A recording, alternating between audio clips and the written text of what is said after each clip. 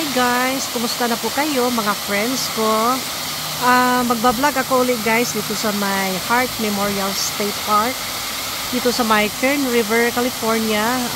Continuation lang po ito guys sa isang part ng vlog ko. Ito naman dito po sa kabilang side. So makita mo yung white van doon guys, doon ako galing. And then naglakad-lakad lang ako guys, paikot-ikot dito, and then found this vantage point here na medyo maganda. Then nag-take ako ng documentation. So medyo guys,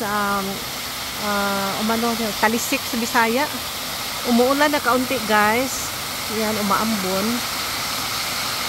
Yan, hopefully naman mag-ulan kami dito guys kasi ang tagal na wala kaming ulan dito eh.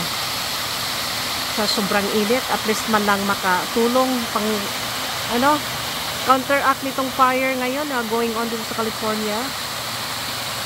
Ayan. Tahimik ngayon guys. Actually today is Friday and then wala masyadong tao dito. At saka again, this is a well-maintained state park.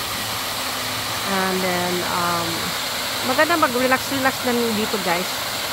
Lakad-lakad. Actually this is my early morning walk, kaya I decided na puntahan ko ito kasi maganda namang review niya. 5 stars.